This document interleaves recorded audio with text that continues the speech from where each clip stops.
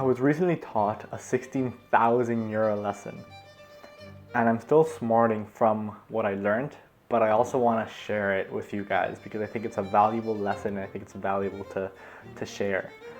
But before I tell you guys about the lesson, I have to go all the way back to the beginning of the story, which starts as I was touching down on a plane on the beach in Mexico during my gap year. And I step off the beach and I turn off airplane mode and I get cell service. And with cell service comes an email from Humanitas University that says as a subject, congratulations, you have won, and then it cuts off. And I open it and I look down at my phone and I won the scholarship, which is 80% of tuition or 16,000 euros. And I look over to the friend that I was traveling with and I tell her, oh my God, I got the scholarship. I was really happy, but I was also really overconfident because I remember saying, almost word for word, I remember saying, it really can't be that hard to keep it. I just have to study a bit harder than everybody else. I have to work a bit harder, but I managed to do really well in high school doing the IB by working hard. So if I work a bit harder, it shouldn't really be that hard. It's med school anyway. I'm gonna be working hard regardless, so it should be fine to keep it.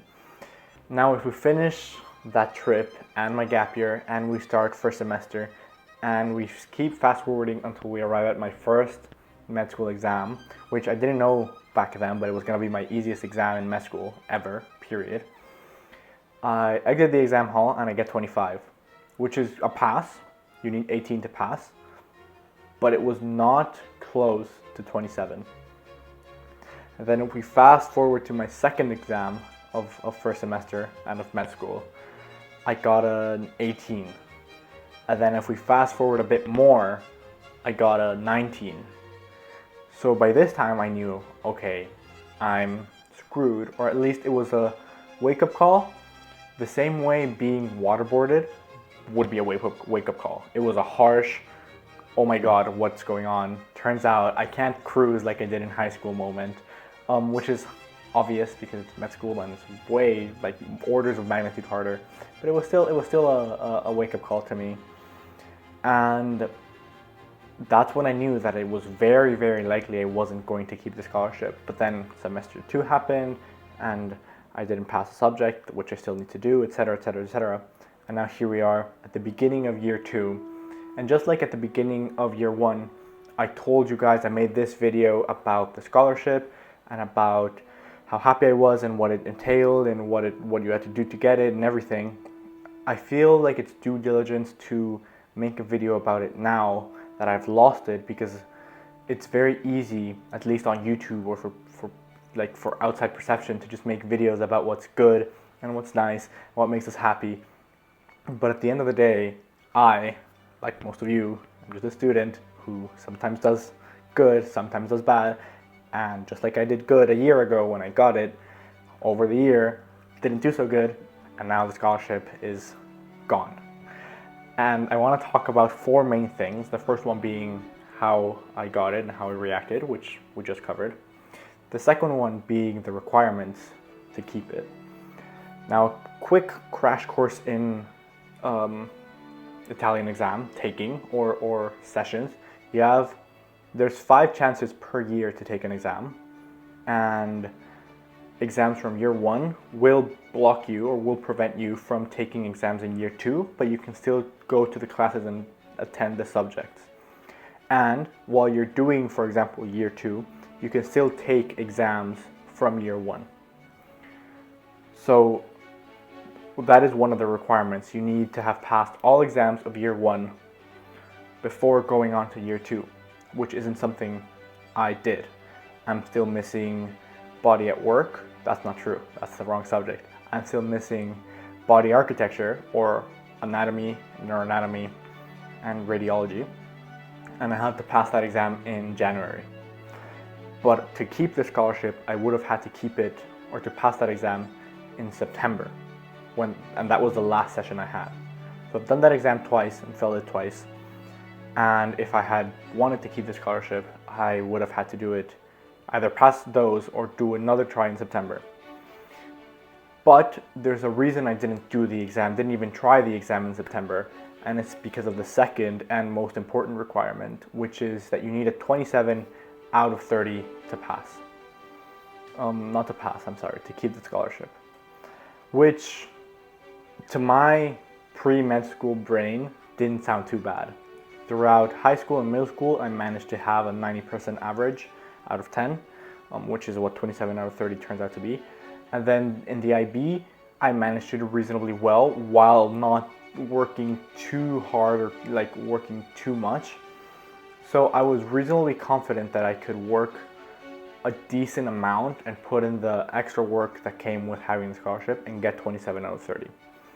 And then, as I told you guys already, well, stuff happens and you get to the first exam and the second exam and the third exam and the fourth exam and the fifth exam, and there's no 27s appearing because you have to work for them really, really, really hard.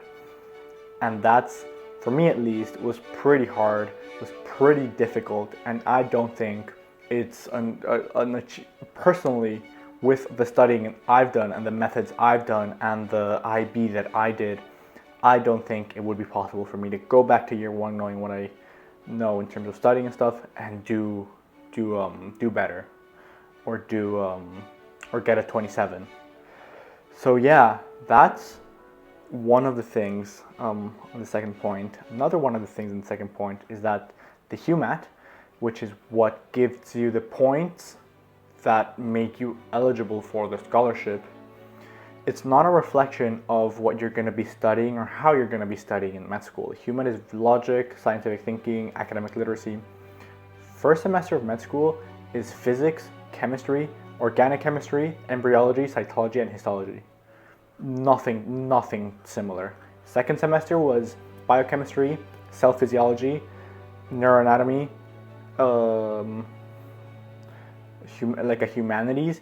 And honestly, I think it's a bit dumb that Humanitas, the university, gives out the scholarship based on the HUMAT when the requirements to keep the scholarship have nothing to do with how the HUMAT is taken or what the HUMAT is supposed to teach.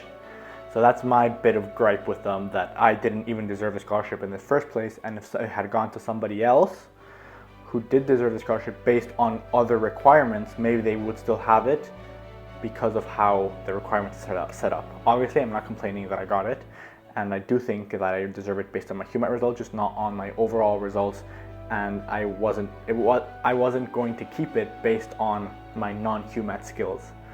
But anyway, that's Humanitas' problem and not ours, or nothing we can do about that. Third and fourth is that personally, I am lucky enough to have parents that have been lucky enough to be able to work a lot and to work very hard. And overall, I am lucky to be able to afford not having the scholarship. Of course, would it have been better if I had kept it? Yes. But is it the end of the road for me in medical school if I lose it? No. I'm still here. I will still be here if everything goes to plan. But I didn't count on the scholarship as my only way of staying afloat in medical school, and I have that privilege. But a lot of people reach out to me saying the only way I can stay at Humanitas is to get the scholarship, is to keep the scholarship. How easy is this? How doable is this? And my answer is it's pretty difficult. It's pretty difficult. But more importantly than how difficult it is, it's that I think that there's a lot of cheaper and equally good options. For example, the public schools in Italy that are still in English and still really good, that you could pursue without needing to rely on a huge scholarship that is hard to keep. Mainly because I think that the mental health toll it would take on you as a busy, stressed, already occupied med student, to have to think about having a certain amount of points or grades, I think it would be a lot to handle as an individual person, with the increased pressure of having to keep the scholarship, to keep a certain amount of points on all of that. I personally believe you wouldn't be able to have a balanced lifestyle where you would do a bit of sports and then a bit of being with friends and a bit of going out and like a lot of studying and then cooking. And I think you would be consumed by this very real financial necessity that is keeping this scholarship to stay in Humanitas, which I think is quite unlikely if you're a normal average person or student. There are people that kept it. I'm not saying nobody kept it. I do have friends or classmates that kept this scholarship, but overall it's really hard, and I wouldn't advise that if this is the only way you have of studying at Humanitas to win this scholarship, try the HUMAT, give it a try, because it's very similar to the IMAT. I'm not discouraging you from trying if you can afford to pay the fee at the beginning, which is what it costs you to take the HUMAT. But if you don't think you could stay at Humanitas without it, I would discourage you from doing it, because it is very hard to keep. And I'll try to talk to a student that has kept it from first year to second year. But yeah, the odds of you keeping it are not high, just because of its difficulty, regardless of your intelligence, your IQ, whatever. But yeah, basically that is the story of how I learned this mistake, that maybe I should tone it back down on the confidence, at least keep it to a reasonable level, how you need to work for things, how the scholarship maybe could be given to people that are chosen based on different criteria, but overall how you live and you learn. And I'm lucky enough to be able to learn this without it being a huge step back for me in terms of my academic career. And yeah, you guys should check out this video. See you guys soon.